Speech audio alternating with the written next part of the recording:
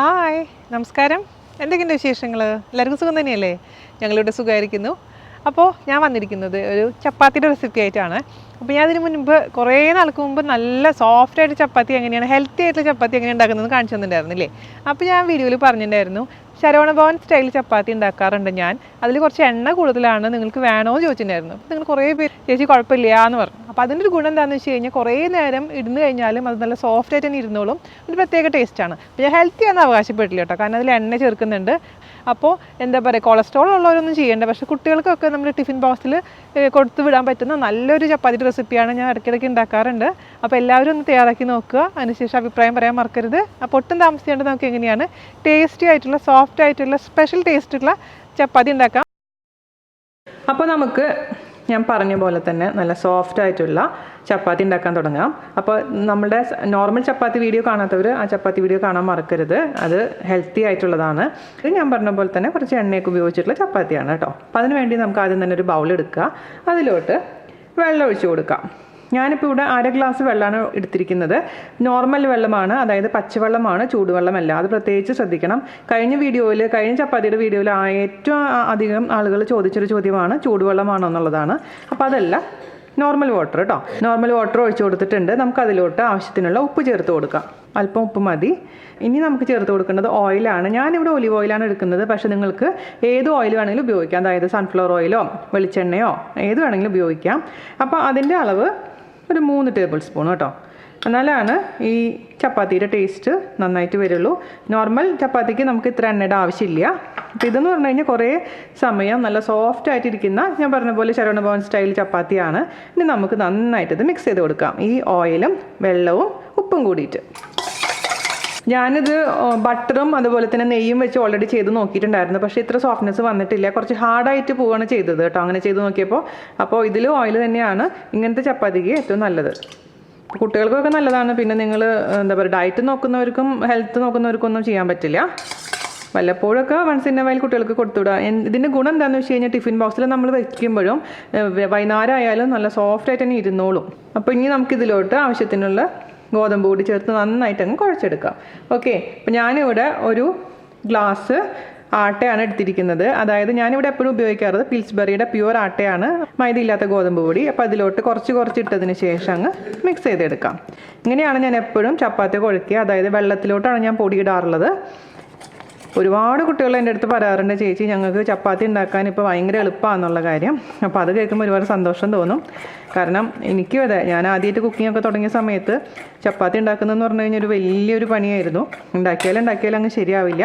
അപ്പോൾ ഇതുപോലത്തെ ഒരു ട്രിക്ക് ഉപയോഗിച്ചപ്പോൾ വളരെ പെർഫെക്റ്റ് ആയിട്ട് വന്നു. വളരെ എളുപ്പത്തിൽ നമുക്ക് എത്ര ചപ്പാത്തി വേണമെങ്കിലും നമുക്ക് ഉണ്ടാക്കാമെന്നുള്ളൊരു അവസ്ഥയിലോട്ട് വന്നിട്ടുണ്ട്. അപ്പോൾ ഇതുപോലെ ആദ്യം തന്നെ മിക്സ് ചെയ്യുക. അവസാനം മാത്രം കൈ ഉപയോഗിച്ചാൽ മതി കേട്ടോ. വെള്ളം കൂടുതലാണെന്നുണ്ടെങ്കിൽ കുറച്ചും കൂടെ ആട്ട വേണ്ടി വരും. അപ്പോൾ മൊത്തത്തിൽ 1 ഗ്ലാസ് ആട്ട ഞാൻ ഇതിലേക്ക് ചേർത്ത് കൊടുത്തിട്ടുണ്ട്. ആട്ടയുടെ അളവൊക്കെ ചിലപ്പോൾ ചെറിയ മാറ്റങ്ങൾ വരും കേട്ടോ. അപ്പോൾ അതുകൊണ്ട് നമ്മൾ മിക്സ് ചെയ്ത് നോക്കുമ്പോൾ അറിയാൻ പറ്റും. അപ്പോൾ ആദ്യം തന്നെ നന്നായി മിക്സ് ചെയ്യുക. അതിനുശേഷം നന്നായിട്ട് അങ്ങ് മിക്സ് ചെയ്ത് കൊടുക്കുക. അപ്പോൾ ഇച്ചിരി വെള്ളം കൂടുതലാണ് കേട്ടോ. അപ്പോൾ നമുക്കൊരു അല്പം കൂടെ പൊടി ഇതിലേക്ക് ചേർത്ത് കൊടുക്കേണ്ടി വരും. അപ്പോൾ അത് കുറച്ച് നോക്കുമ്പോൾ അറിയാൻ പറ്റും. അപ്പോൾ നിങ്ങളൊരു കാര്യം ചെയ്താൽ മതി, 1/2 ഗ്ലാസ് വെള്ളം എടുക്കണ്ട, അതിനേക്കാളും 2 ടേബിൾ സ്പൂൺ വെള്ളം കുറച്ച് എടുത്താലും മതിയാവും. അപ്പോൾ ഇതിൻ്റെ ഒരു ഗുണം എന്ന് വെച്ച് കഴിഞ്ഞാൽ നമുക്ക് ഈ കൈ വയ്യാത്ത ആൾക്കാർക്കാണെങ്കിൽ പോലും, എനിക്ക് ഈ കാർബൽ ടണൽ സിൻഡ്രത്തിൻ്റെ പ്രോബ്ലം ഉണ്ട്. പക്ഷേ ഇതുപോലെ ചപ്പാത്തി കുഴയ്ക്കുമ്പോൾ എന്നെപ്പോലുള്ളവർക്കും കുഴയ്ക്കാൻ പറ്റുന്നുണ്ട്. അതാണ് അതിൻ്റെ ഒരു ഗുണം. കണ്ട, നല്ല സോഫ്റ്റ് ആയിട്ട് ഇരിക്കുന്നുണ്ട്. ഇതൊരു 5 മിനിറ്റൊക്കെ കുഴച്ചാൽ മതിയാവും. 1 ടേബിൾ സ്പൂൺ ചേർത്ത് കൊടുത്ത് നോക്കുക, എന്നിട്ട് മിക്സ് ചെയ്ത് കൊടുത്ത് നോക്കാം. ഒരുപാട് ആട്ടയായി കഴിഞ്ഞാലും സോഫ്റ്റ്നെസ് വരില്ല കേട്ടോ, അത് പ്രത്യേകിച്ച് ശ്രദ്ധിക്കണേ. ഞാൻ ശരവണഭവനിൽ പോയിട്ട് ഓർഡർ ചെയ്തപ്പോഴാണ് ഇങ്ങനത്തെ ഒരു ചപ്പാത്തി ആദ്യമായിട്ട് കഴിക്കുന്നത്. അല്ലെങ്കിൽ നമ്മൾ കഴിക്കുന്ന ചപ്പാത്തി, ഞാൻ ഉണ്ടാക്കുന്ന ചപ്പാത്തി എനിക്ക് നല്ല ഇഷ്ടമാണ് കേട്ടോ, നല്ല സോഫ്റ്റായിട്ട് വരും. പക്ഷേ ഇത് വേറൊരു ടേസ്റ്റ്. ഇപ്പോൾ നിങ്ങൾക്ക് വയ്യാത്തപ്പോൾ ഭർത്താവിനോട് പറഞ്ഞാലും ഉണ്ടാക്കി തരും സുഖമായിട്ട്. കാരണം വലിയ പണിയുള്ള കാര്യമൊന്നുമല്ല. കണ്ട, ഇതുപോലെ നല്ല സോഫ്റ്റ് ആയിട്ടുള്ള ഒരു ഡോ കിട്ടും. ഇത് നമുക്കിതൊരു 10 മിനിറ്റോളം അല്ലെങ്കിൽ 15 മിനിറ്റോളം ഒന്ന് അടച്ചു വയ്ക്കാം. ഇത്രയ്ക്ക് കുഴച്ചാൽ മതി, ഓവറായിട്ടൊന്നും കുഴക്കൊന്നും വേണ്ട. കാരണം എണ്ണയുള്ള കാരണം പിന്നെ നമുക്ക് ഒരുപാട് ഹാർഡ് വർക്കിൻ്റെ ആവശ്യമില്ല. ഇപ്പോൾ ഇത് നിങ്ങൾക്ക് തലേദിവസം രാത്രി തന്നെ ഉണ്ടാക്കി വെക്കാം. രാവിലെ ചപ്പാത്തി കുഴച്ച് ചപ്പാത്തി പരത്തേണ്ട ആവശ്യമൊന്നുമില്ല. ഒരുപാട് പേര് ഇപ്പോൾ ചെയ്യുന്ന കാര്യം എന്താണെന്ന് വെച്ച് കഴിഞ്ഞാൽ ചപ്പാത്തി കുഴച്ച് വെക്കും, എന്നിട്ട് രാവിലെ എണീറ്റിട്ട് ചപ്പാത്തി അങ്ങ് പരത്തി ചുട്ടെടുക്കുകയാണ് പതിവ്. പിന്നെ അതുപോലെ തന്നെ ചപ്പാത്തി നേരത്തെ ഉണ്ടാക്കിയിട്ട് ഫ്രീസറിൽ വെച്ചിട്ട് അതെങ്ങനെയാണ് ഒരുപാട് നാൾ സൂക്ഷിക്കുക എന്നുള്ള വീഡിയോ ഞാൻ ചെയ്തിട്ടുണ്ടായിരുന്നു. അതായത് ഇപ്പോൾ നോമ്പ് കാലത്തൊക്കെ പ്രിസർവ് ചെയ്ത് വെക്കാനൊക്കെ എങ്ങനെയുള്ള വീഡിയോ ഓൾറെഡി ചെയ്തിട്ടുണ്ട് കേട്ടോ. അതിൻ്റെ വീഡിയോ കാണാൻ മറക്കരുതേ. അപ്പോൾ നമുക്കിത് 10 മിനിറ്റ് കഴിഞ്ഞതിന് ശേഷം ഉണ്ടാക്കിയെടുക്കാം. ഇതിൽ ഞാനിപ്പോൾ 3 ടേബിൾ സ്പൂൺ ഒലിവ് ഓയിലാണ് ഒഴിച്ചിരിക്കുന്നത്. ഇപ്പോൾ ഓയിൽ അനുസരിച്ച് ചിലപ്പോൾ മാറ്റം വന്നുകൂടാന്നില്ല കേട്ടോ. അതുകൊണ്ട് നോക്കിയിട്ട് ഓയിൽ കുറവാന്ന് തോന്നുന്നുണ്ടെങ്കിൽ 1 ടേബിൾ സ്പൂണും കൂടെ ഒഴിക്കാം. അപ്പോൾ വെളിച്ചെണ്ണയിലൊന്നും ഞാൻ ഇതുവരെ ട്രൈ ചെയ്ത് നോക്കിയിട്ടില്ല, അതുകൊണ്ട് എനിക്ക് അറിയില്ല വെളിച്ചെണ്ണയുടെ അളവ്. അപ്പോൾ ഏകദേശം 3 മുതൽ 4 ടേബിൾ സ്പൂൺ വരെ ആവാനാണ് ചാൻസ്. പക്ഷേ ഒലിവ് ഓയിൽ എനിക്ക് എന്തായാലും 3 ടേബിൾ സ്പൂൺ കൊണ്ട് കറക്റ്റ് ആയിട്ടുണ്ട്. അപ്പോൾ അതേ ഒരു 15 മിനിറ്റോളം അത് അടച്ച് വെച്ചിട്ടുണ്ടായിരുന്നു ഞാൻ. ഇനി നമുക്ക് ഉരുളകളാക്കി അങ്ങ് വയ്ക്കാം. ഞാനിവിടെ 12 ഉരുളകളാക്കി ഉരുട്ടി വെച്ചിട്ടുണ്ട്. നമുക്കിനി നമ്മൾ ഉരുട്ടി ഉരുളകൾ ഒരു 10 മിനിറ്റോളം വീണ്ടും അടച്ച് വെക്കാം കേട്ടോ. അങ്ങനെ ചെയ്യുമ്പോൾ കുറച്ചും കൂടെ നന്നായിരിക്കും. സമയം ഉണ്ടെങ്കിൽ അത് ചെയ്യുക, അതില്ലെങ്കിലും കുഴപ്പമൊന്നുമില്ല. പക്ഷേ ഞാൻ എപ്പോഴും അത് പ്രിഫർ ചെയ്യുന്നുണ്ട്. അപ്പോൾ ഞാനൊരു 10 മിനിറ്റ് കഴിഞ്ഞതിന് ശേഷം നമുക്ക് ഉണ്ടാക്കാൻ തുടങ്ങാം. ഒരു 10 മിനിറ്റ് കഴിഞ്ഞിട്ടുണ്ട്. ഞാൻ കുറച്ച് പൊടി എടുത്തിട്ട് നമ്മുടെ പലകയിൽ ഇട്ടിട്ടുണ്ടായിരുന്നു. ഈ ഉരുള ജസ്റ്റ് ഒന്ന് കയ്യിൽ വെച്ച് പ്രസ് ചെയ്യുക. അതിനുശേഷം പൊടിയിൽ ജസ്റ്റ് ഒന്ന് മുക്കുക. ഇപ്പോൾ ഹോട്ടലിലൊക്കെ ഉണ്ടാക്കുമ്പോൾ പൊടിയിലല്ല കേട്ടോ അവർ ചെയ്യുക, മുക്കില്ല. അവർ എണ്ണയിൽ തന്നെ മുക്കിയിട്ടാണ് ഉണ്ടാക്കാറുള്ളത്. അപ്പോൾ എന്ത് പറ്റുമെന്ന് വെച്ച് കഴിഞ്ഞാൽ വളരെ ബുദ്ധിമുട്ടാണ് പരത്തിയെടുക്കാൻ. അതുകൊണ്ട് ഞാൻ ഒരു പ്രാവശ്യം അങ്ങനെ ട്രൈ ചെയ്തിട്ടുണ്ടായിരുന്നു, പക്ഷേ എന്നെ കൊണ്ട് പറ്റിയില്ല. അതുകൊണ്ട് ഞാൻ ഇത് പൊടിയിൽ മുക്കിയിട്ട് തന്നെയാണ് പരത്താൻ പോകുന്നത് കേട്ടോ. പിന്നെ ഷേപ്പൊന്നും നിങ്ങൾ നോക്കണ്ട, കാരണം ഞാൻ വലിയ എക്സ്പേർട്ട് അല്ല ചപ്പാത്തി പരത്താൻ. അപ്പോൾ ഷേപ്പിലല്ലല്ലോ കാര്യം. അപ്പോൾ ശ്രദ്ധിക്കേണ്ട ഒരു കാര്യം എന്താണെന്ന് വെച്ച് കഴിഞ്ഞാൽ നല്ല ഈവൻ ആയിരിക്കണം, എല്ലാ ഭാഗത്തും ഒരേ തിക്നെസ് ഉണ്ടാവണം. അത് മാത്രം നിങ്ങൾ നോക്കിയാൽ മതി കേട്ടോ. ഓവർ തിന്നാവാനും പാടില്ല, ഓവർ തിക്കാവാനും പാടില്ല. ഇതുപോലത്തെ തിക്നെസ്സിൽ അങ്ങ് പരത്തിയെടുക്കാം. ഓക്കെ, അപ്പോൾ ഇതേപോലെ തന്നെ എല്ലാതും അങ്ങ് പരത്തിയെടുക്കട്ടെ. ഒരു 4 എണ്ണമൊക്കെ പരത്തിയതിന് ശേഷം നമുക്കങ്ങ് ഉണ്ടാക്കാം. അപ്പോൾ ഒരു 4 ചപ്പാത്തി ഞാൻ പരത്തിയിട്ടുണ്ട്. ഇത് നമുക്ക് ചുട്ടെടുക്കാം കേട്ടോ. ഒരു 4 എണ്ണം വീതമാണ് ഞാൻ ഉണ്ടാക്കി ചുട്ടെടുക്കുന്നത്. കാരണം നമ്മൾ തനിയെ ചെയ്യുമ്പോൾ ഒരു 4 ഉണ്ടാക്കുക, ചുട്ടെടുക്കുക, പിന്നെ വീണ്ടും പരത്തുക. അങ്ങനെ ചെയ്യുമ്പോൾ കുറച്ചും കൂടി ഈസി ആയിരിക്കും. ഓക്കെ, അപ്പോൾ നമുക്ക് ചുട്ടെടുക്കാം. അപ്പോൾ നമ്മുടെ തവ അത്യാവശ്യം ചൂടുണ്ടായിരിക്കണം, ഓവർ ചൂടല്ല, എന്നാലും മീഡിയം ചൂടായിരിക്കുന്ന തവയിൽ വേണം നമ്മൾ ആദ്യത്തെ ചപ്പാത്തി നമുക്ക് വെച്ച് കൊടുക്കാൻ. അത് പ്രത്യേകിച്ച് ശ്രദ്ധിക്കണം. ചൂട് കുറവുള്ള തവയിൽ വെക്കുകയാണെങ്കിൽ ചപ്പാത്തി പൊന്തി വരില്ല കേട്ടോ. അതൊന്ന് ശ്രദ്ധിക്കുക. ഇനി നമുക്ക് ഒരു ചപ്പാത്തി ആയിട്ട് അങ്ങ് ചുട്ടെടുക്കാം. ഇത് ചപ്പാത്തി വെച്ച ഉടനെ തന്നെ ഒരു 10 സെക്കൻഡ് കൊണ്ട് നമുക്ക് തിരിച്ചിടണം ആദ്യത്തെ വശം. അതായത് ഇങ്ങനെ ചെറിയൊരു കുഞ്ഞു ഡോട്ട്സ് ഇങ്ങനെ വരാൻ തുടങ്ങും. ആ വൈറ്റ് കളറൊക്കെ ഡിസപ്പിയർ ആയി പോകും. ഒരു 10 സെക്കൻഡ് കഴിഞ്ഞിട്ടുണ്ട്. നമുക്കങ്ങ് തിരിച്ചിടാം. അപ്പോഴേക്കിനും കുഞ്ഞൊരു ബ്രൗൺ സ്പോട്ട്സ് വന്നിട്ടുണ്ടാവും ബാക്ക് സൈഡിൽ. അതിനുശേഷം വീണ്ടും ഒരു 10 സെക്കൻഡ് കഴിയുമ്പോഴും നമുക്ക് വീണ്ടും തിരിച്ചിടാം. അപ്പോൾ ഇതുപോലെ വന്നിട്ടുണ്ടാവും.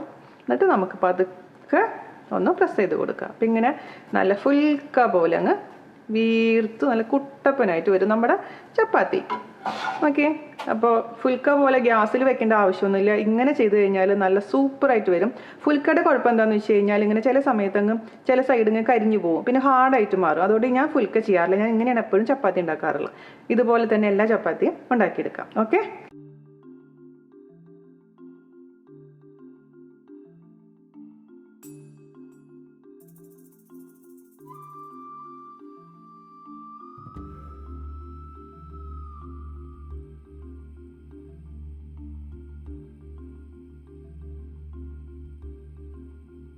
അങ്ങനെ ഞാനിവിടെ എല്ലാ ചപ്പാത്തിയും ഉണ്ടാക്കി എടുത്തിട്ടുണ്ടല്ലോ. നല്ല സോഫ്റ്റ് പോലെ ഇരിക്കുന്ന ചപ്പാത്തി. ഇത് നമുക്ക് കാസറോളിൽ സൂക്ഷിക്കാം. അതില്ലാന്നുണ്ടെങ്കിൽ കുറച്ചൊന്ന് ചൂടാറിയതിന് ശേഷം അലുമിനിയം ഫോയിലിൽ പൊതിഞ്ഞ് വെച്ചാലും മതി. അപ്പോൾ എന്താണ് നിങ്ങൾക്ക് സൗകര്യം അതുപോലെ ചെയ്തോളൂ. അപ്പോൾ ചിലവർ എന്താ ചെയ്യുകയെന്ന് വെച്ച് കഴിഞ്ഞാൽ ഇത് ഉണ്ടാക്കി കഴിഞ്ഞതിന് ശേഷം ഇതിൻ്റെ മുകളിൽ കുറച്ച് ഓയിലോ ബട്ടറോ അങ്ങ് സ്പ്രെഡ് ചെയ്ത് വെക്കാറുണ്ട്. പക്ഷേ ഇനി അതിൻ്റെ ആവശ്യമുണ്ടെന്ന് എനിക്ക് തോന്നുന്നില്ല. ഇപ്പോൾ തന്നെ നല്ല സോഫ്റ്റാണ്. ഇതിപ്പോൾ ഒരു 12 ചപ്പാത്തിയാണ് എനിക്ക് ഒരു മീഡിയം രീതിയിൽ പരത്തിയപ്പോൾ കിട്ടിയിരിക്കുന്നത് കേട്ടോ. അപ്പോൾ ഞാനിനി ഫോട്ടോ ഒക്കെ എടുത്തതിന് ശേഷം കൊണ്ടുവരാം. അപ്പോൾ നമ്മുടെ സോഫ്റ്റ് ചപ്പാത്തി ഞാൻ ഫോട്ടോ എല്ലായിടത്തും കൊണ്ടുവന്നിട്ടുണ്ട്. നല്ല സോഫ്റ്റായിട്ട് ഇരിപ്പുണ്ട്. അപ്പോൾ ഞാൻ പറഞ്ഞ പോലെ തലേദിവസമൊക്കെ നമുക്ക് ഉണ്ടാക്കി വെക്കാം. പിന്നെ രാവിലെ വേണമെന്നുണ്ടെങ്കിൽ മാത്രം, ഞാൻ ചെയ്യാറില്ല, ജസ്റ്റ് 10 സെക്കൻഡ് ഓവനിൽ വെച്ചിട്ടൊന്ന് ചൂടാക്കി എടുത്താൽ മതി. അപ്പോൾ നല്ല സോഫ്റ്റായിട്ട് തന്നെ ഇരുന്നോളൂ. അല്ലെങ്കിൽ നല്ല സോഫ്റ്റ് തന്നെയാണ്. അപ്പോൾ ഞാൻ ഒരെണ്ണം കഴിക്കട്ടെ കേട്ടോ. ഒരെണ്ണം മാത്രം പ്ലേറ്റിലോട്ട് എടുത്ത് വയ്ക്കാം.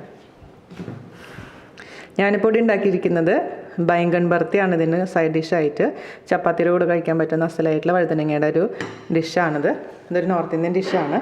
അപ്പോൾ ഞാൻ വഴുതനങ്ങയുടെ റെസിപ്പി ഒരുപാട് ഇട്ടിട്ടുണ്ട്, പക്ഷേ നിങ്ങൾ ഒരുപാട് പേര് കാണുന്നില്ല. അതുകൊണ്ട് ഞാൻ നിങ്ങൾക്ക് താല്പര്യം ഉണ്ടെങ്കിൽ മാത്രമേ ഞാൻ ഇടുന്നുള്ളൂ കേട്ടോ ഈ റെസിപ്പി. അപ്പോൾ ഒരു പീസ് കണ്ടോ, നല്ല സോഫ്റ്റായിട്ടുള്ള ഫുൽക്ക പോലുള്ള ചപ്പാത്തി.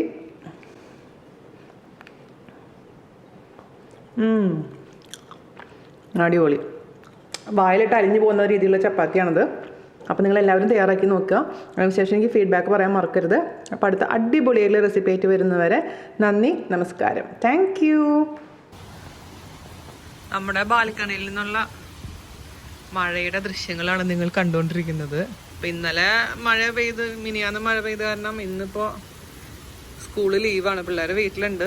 ഞാൻ ഓഫീസിൽ പോയിട്ടുണ്ട്. അപ്പം ഞാൻ വിളിച്ചിട്ട് പറഞ്ഞു, നല്ല മഴ പെയ്യുന്നുണ്ട്, അവിടെ ആലിപ്പഴം വീണുകൊണ്ടിരിക്കുകയാണ്. അപ്പം ഞാൻ ബാൽക്കണി തുറന്ന് നോക്കിയപ്പോൾ ഉണ്ടോ ഇവിടെ ആലിപ്പഴം ഒന്നും വീഴുന്നില്ല, പക്ഷെ സൂപ്പറായ മഴ. ഇപ്പം നാടാണോ എന്ന് തോന്നിപ്പോകുന്ന രീതിയിലാണ് ഇപ്പം ദുബായിൽ മഴ പെയ്തുകൊണ്ടിരിക്കുന്നത്. നമ്മൾ മറ്റേ വീട്ടിലെ പോലെ പുറത്ത് നടക്കാൻ പോയാലോ എന്നൊരു ചിന്തയുണ്ട്. പക്ഷെ വേണ്ട, നന്ദുവിന് നല്ല ചുമയും കോൾഡൊക്കെ ആയിട്ടിരിക്കും. ഇനിയിപ്പോൾ അതിനെ കൊണ്ട് പോയി കഴിഞ്ഞാൽ ചിലപ്പോൾ അസുഖം കൂടും. എന്തിനാ റിസ്ക് എടുക്കുന്നതല്ലേ. ഇന്നലെ പാവങ്ങൾ ഇവിടെ എല്ലാം അടിച്ച് വൃത്തിയാക്കി വെള്ളമൊക്കെ കളഞ്ഞുള്ളൂ. ഇപ്പോൾ ഇതേ രണ്ടാമത് മഴ വരുമ്പോൾ അവർക്ക് ഇരട്ടിപ്പണിയാണ്. പുറത്ത് നല്ല മഴ പെയ്തുകൊണ്ടിരിക്കുകയാണ്. അപ്പോൾ നല്ല ചൂടുള്ള ക്രിസ്പി ആയിട്ടുള്ള പൂരി ബാജി ഉണ്ടാക്കിക്കൊണ്ടിരിക്കുകയാണ് കുട്ടികൾക്ക് മാത്രമല്ല എനിക്കും. ചേട്ടൻ മാത്രം ഓഫീസിൽ പോയി. അപ്പോൾ നമ്മൾ പൂരി എത്ര പേര് ഉണ്ടാക്കി നോക്കിയിട്ടുണ്ട്. പിന്നെ പൂരി ഉണ്ടാക്കുമ്പോൾ നിങ്ങൾ മൈദ ചേർക്കണ്ട കേട്ടോ. ഞാൻ ആദ്യത്തെ വീഡിയോ ആയിരുന്നു അത്, ആദ്യത്തെ വീഡിയോയിൽ പെട്ട വീഡിയോ ആയിരുന്നു അത്. അതിൽ മൈദ ഞാൻ ചേർത്തിട്ടുണ്ടായിരുന്നു, പക്ഷെ മൈദ ചേർക്കണ്ട, അല്ലാതെ ബാക്കിയുള്ള കാര്യങ്ങൾ ചെയ്താൽ മതി. റവയൊക്കെ ചേർത്തിട്ടുള്ള പൂരി ഉണ്ടാക്കി നോക്കുക, അടിപൊളിയാണ് കേട്ടോ. അതേപോലെ തന്നെ എങ്ങനെയാണ് അടിപൊളിയായിട്ടുള്ള ബാജി ഉണ്ടാക്കുക എന്നുള്ള വീഡിയോ ഞാൻ ചെയ്തിട്ടുണ്ടായിരുന്നു. അപ്പോൾ അതൊന്ന് ചെയ്ത് നോക്കൂ.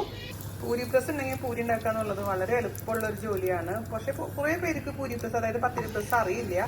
പത്തിരി പ്രസ്സിൽ നമുക്ക് പൂരി ഉണ്ടാക്കാൻ പറ്റുന്നുള്ള കാര്യം. മറ്റേത് വെറുതെ കുറേ സമയം എടുത്ത് കണ്ട് പരത്തിയിട്ടൊക്കെ ചിലവർ ചെയ്യാറ്. പത്തിരി പ്രസ്സിനൊന്നും അധികം വിലയൊന്നുമില്ല കേട്ടോ. അപ്പോൾ എല്ലാവരും ഒന്നും വാങ്ങിച്ച് വെച്ചോളൂ വീട്ടിൽ, അത്യാവശ്യമുള്ളൊരു സംഭവമാണത്. അപ്പോൾ ലുലുവിലൊക്കെ അവൈലബിൾ ആണ്. ഞാൻ നാട്ടിൽ നിന്നാണ് വാങ്ങിച്ചു കൊണ്ടുവരാറുള്ളത്. കുമാർ എന്ന് പറഞ്ഞ ബ്രാൻഡാണ് കേട്ടോ ഞാൻ വാങ്ങിച്ചിരിക്കുന്നത്. പല ബ്രാൻഡുകൾ അവൈലബിൾ ആണ്.